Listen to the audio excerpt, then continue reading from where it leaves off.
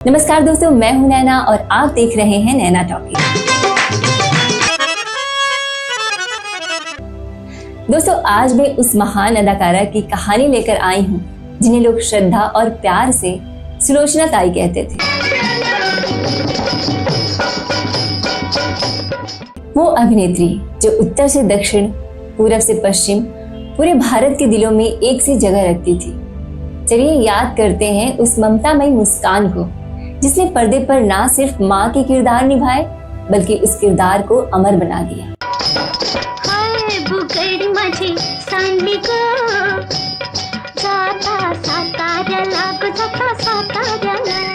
Video शुरू करने से पहले चलिए जान लेते हैं उनके प्रारंभिक जीवन के बारे में। सुलोचना लाडकर का जन्म 20 जुलाई 1929 को कर्नाटक के बेलगाम जिले के खड़कलाट गांव में हुआ था। इनका गांव खड़कलाट महाराष्ट्र की सीमा के एकदम करीब है। महाराष्ट्र का कोल्हापुर शहर इस गांव से मात्र 40 किलोमीटर की दूरी पर मौजूद है। सुलोचना जी के पिता कोल्हापुर रियासत में दरोगा की हैसियत से नौकरी किया करते थे। इनका एक भाई भी था जो उम्र में इनसे लगभग 10 साल बड़ा था। इनकी एक मौसी भी थी जो उम्र में इनकी माँ से काफी छोटी थी और इनके परिवार संग ही रहा करती थी। चूंकि इनके गांव का नाम खड़कलाट था तो लोग इनके परिवार को लाडकर कहा करते थे। सुलोचना जी के गांव में राजे बक्सर की दरगाह और बाले साहब की दरगाह थी। ये दरगाहें उस इलाके में मशहूर थी। इन दरगाहों पर हर साल उर्स का आयोजन होता था और इस दौरान गांव में एक मेला भी लगता था। उस मेले में तमाशा होता था, नाटक किए जाते थे और फिल्मों के शोज भी दिखाए जाते थे।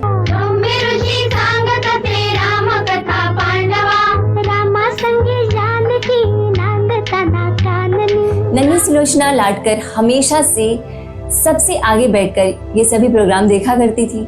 छोटी उम्र से ही फिल्मों के प्रति इनके मन में काफी उत्सुकता पैदा होने लगी थी। चलचित्र देखकर ये अक्सर पर्दे के पीछे जाती थी, ये जानने के लिए कि आखिर इस पर्दे के पीछे है कौन।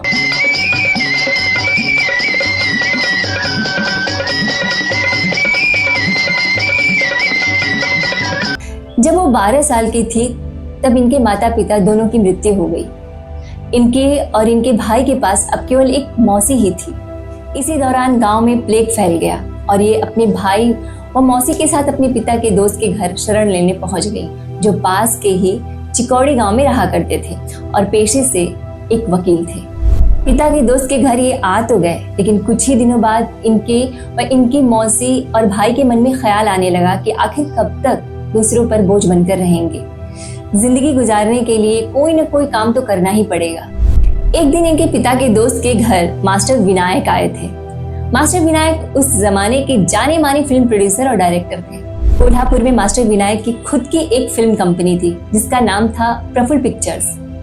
मास्टर विनायक को जब सुलोचना की कहानी का पता चला तो उन्होंने सुलोचना को अपनी फिल्म कंपनी में नौकरी करने के लिए ऑफर दिया। उन दिनों सुमति गुप्ते और मीनाक्षी सिरोडकर नाम की अभिनेत्रियां प्रफुल्ल पिक्चर्स में ही नौकरी किया करती थी। सुलोचना जी ने मास्टर विनायक का वो ऑफर तुरंत एक्सेप्ट कर लिया। ये पूरा वाकया साल 1943 के दौरान का है। मास्टर विनायक की फिल्म कंपनी प्रफुल्ल पिक्चर्स से ही महान गायिका लता मंगेशकर भी जुड़ी हुई थी। क्योंकि सुलोचना जी ने केवल प्राइमरी तक ही पढ़ाई की थी तो उन्हें हिंदी बोलने नहीं आती थी। यही वजह है कि जब उन्होंने अपनी नौकरी शुरू की तो वो काफी घबरा रही थी, मगर उस वक्त लता मंगेशकर ने इन्हें काफी हौसला दिया था। उस वक्त लता जी से सुलोचना जी की तगड़ी दोस्ती हुआ करती थी। जिस वक्त सुलोचना जी ने प्रफुल्ल पिक्चर्स में नौकरी शुरू की थी उसके 3 महीने बाद ही मास्टर विनायक अपनी कंपनी को बॉम्बे यानी कि मुंबई ले गए। बॉम्बे का नाम सुनते ही सुलोचना घबरा गई और उन्होंने बॉम्बे जाने से साफ इनकार कर दिया और प्रफुल्ल पिक्चर्स की अपनी नौकरी छोड़ दी। इसके बाद सुलोचना जी ने ज्वाइन किया जया प्रभा स्टूडियो, जहां उन्हें 30 रुपये महीना पगार मिला करता था। इस स्टूडियो के मालिक थे भालजी पेंढारकर और उस जमाने में जया प्रभा स्टूडियो अपनी धार्मिक व ऐतिहासिक फिल्मों के लिए मशहूर था। भालजी पेंढारकर को सब लोग बाबा कहा करते थे। जया प्रभा स्टूडियो ही वो जगह भी बना जहाँ सुलोचना जी ने फिल्मों में काम करना सीखा। भालजी पेंढारकर खुद सुलोचना को घुड़सवारी और लाठी तलवार चलाना सिखाया करते थे। साल 1943 में मास्टर विनायक की मराठी फिल्म चिमुकला संसार में सुलोचना एक छोटी सी भूमिका कर चुकी थी, लेकिन सुलोचना जी कहती हैं कि सही मायनों में मेरे करियर की शुरुआत साल 1944 में आई जया प्रभा स्टूडियो की महारथी कर्ण और 1946 में आई वाल्मीकि से हुई थी। साल 1947 में रिलीज हुई मराठी फिल्म ससुरावास में ये पहली दफा मुख्य हीरोइन के तौर पर नजर आए और इनके हीरो थे मास्टर विट्ठल।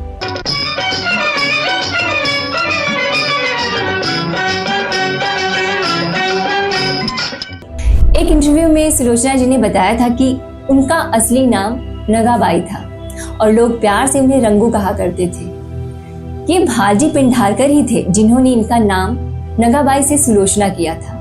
सुलोचना जब जया प्रभा स्टूडियो में ही नौकरी करती थी तो उनकी शादी कोल्हापुर के एक जमींदार परिवार के बेटे आबा साहेब चौहान से हो गई थी। शादी के वक्त इनकी उम्र महज 15 साल थी। इसी बीच साल 1948 में महात्मा गांधी की हत्या हो गई और इसमें राष्ट्रीय स्वयंसेवक संघ का हाथ होने की बात कही गई। इसके बाद तो पूरे महाराष्ट्र में दंगे भड़क उठे। संघ के कार्यकर्ताओं को मारा जाने लगा, उनके घर और दुकानों को जला दिया गया। चूंकि सुलोचना के गुरु भाजी पिंडारकर भी संघ से जुड़े थे तो उनका जया प्रभा स्टूडियो भी जला दिया गया। साथ ही भाजी पिंडारकर को गिरफ्तार भी कर लिया गया। जया प्रभा स्टूडियो बंद हो गया।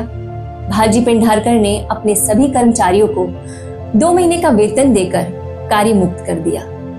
इस सारे घटनाक्रम के बाद सुलोचना जी पुणे आ गई। इत्तेफाक से यहाँ मंगल पिक्चर्स फिल्म कंपनी की फिल्म जीवाचा सखा में सुलोचना जी को मुख्य हीरोइन के तौर पर काम मिल गया। ये फिल्म साल 1948 में ही रिलीज हुई थी और एक कामयाब फिल्म भी साबित हुई। इस फिल्म की कामयाबी के बाद सुलोचना मराठी फिल्म इंडस्ट्री में जम गई। उनके पास काम की कोई कमी नहीं रह गई। साल 1952 में इनकी एक और मराठी फिल्म आई जिसका नाम था स्त्री जन्म तुझी कहानी। ये फिल्म जबरदस्त हिट साबित हुई।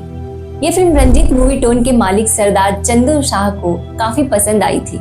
उन्होंने इस फिल्म का हिंदी रीमेक बनाने का भी फैसला कर लिया। हिंदी में इस फिल्म का नाम दिया गया औरत तेरी यही कहानी। चंदू शाह ने सुलोचना जी को ही इस फिल्म में साइन कर लिया। इस फिल्म को साइन करने के कारण साल 1953 में सुलोचना जी पुणे छोड़कर मुंबई आ गई। ये फिल्म साल 1954 में रिलीज हुई और इस फिल्म में सुलोचना जी के हीरो थे भारत भूषण साहब। अपनी पहली हिंदी फिल्म से सुलोचना जी हिंदी बेल्ट में काफी मशहूर हो गई, लेकिन इसके बाद की इनकी कई हिंदी फिल्में नहीं चल पाई। 1954 में आई महात्मा कबीर, 1956 में आई सजनी और 1960 में आई मुक्ति नाम की इनकी फिल्में फ्लॉप हो गई। हालांकि साल 1956 में ही सती अनुसुईया नाम की इनकी एक हिंदी फिल्म आई जो कि हिट साबित रही और इस फिल्म की कामयाबी ने सुलोचना जी को हिंदी धार्मिक फिल्मों का स्टार बना दिया। लेकिन इस स्टारडम का एक नुकसान इन्हें उठाना पड़ा कि धार्मिक फिल्मों के अलावा और दूसरी फिल्मों में इन्हें काम मिलना बंद हो गया। हालांकि 1957 की फिल्म अब दिल्ली दूर नहीं जरूर एक अपवाद है। अब दिल्ली दूर नहीं हिट रही थी और इस फिल्म का गीत ये चमन हमारा है सुलोचना जी पर ही फिल्माया गया था। मत कहो कि सर पे टोपी है, वो सर पे हमारे ताज है। इस गीत में इनके साथ मास्टर रोमी थे, लेकिन इसके बाद फिर कभी किसी सामाजिक हिंदी फिल्म में मुख्य नायिका के तौर पर सुलोचना जी को कामयाबी हासिल नहीं हो पाई। साल 1959 की बात है। मशहूर फिल्म मेकर विमल रॉय ने अपनी फिल्म सुजाता में सुलोचना लाडकर को मां का रोल ऑफर किया। सुलोचना जी ने उन्हें मना तो नहीं किया, लेकिन वो इस दुविधा में जरूर फंस गई कि महज 30 साल की उम्र में मां का किरदार निभाना कहां तक सही रहेगा। लेकिन उसी दौर की मशहूर अभिनेत्रियों दुर्गा खोटे और ललिता पवार, जो कि इनकी बढ़िया दोस्त भी थी, उन्होंने इन्हें सलाह दी कि फिल्म इंडस्ट्री में लंबी पारी खेलनी है तो ये रोल एक्सेप्ट कर लो और उनके कहने पर सुलोचना जी ने विमल रॉय का वो ऑफर स्वीकार कर लिया।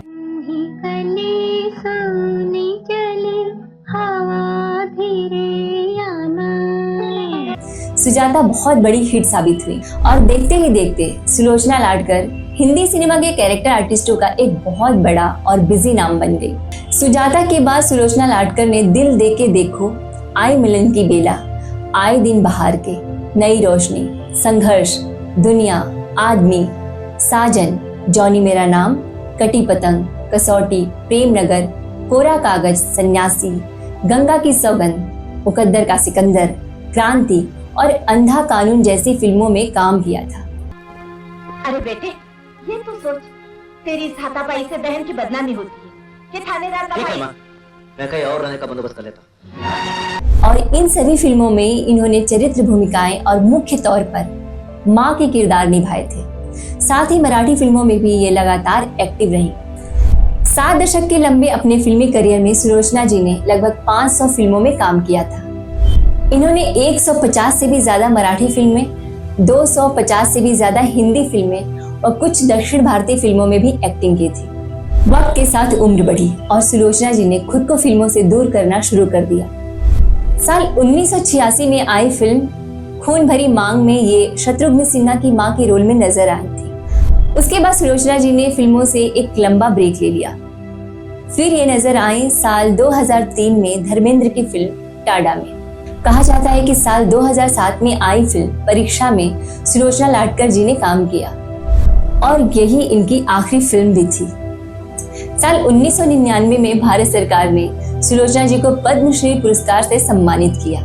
इसके बाद साल 2004 में फिल्म फेयर ने भी इन्हें लाइफ टाइम अचीवमेंट अवार्ड से सम्मानित किया। साल 2009 में महाराष्ट्र सरकार ने भी सुलोचना को महाराष्ट्र भूषण अवार्ड से सम्मानित किया। दोस्तों, बात करें अगर इनकी निजी जिंदगी के बारे में तो इनकी एक बेटी है जिसका नाम कंचन है, जिन्होंने मशहूर मराठी एक्टर डॉक्टर काशीनाथ घानेकर से शादी की थी। हालांकि कंचन से शादी के 4 साल बाद ही डॉक्टर काशीनाथ घानेकर की मृत्यु हो गई थी। इनकी एक नातिन भी है जिसका नाम है रश्मि।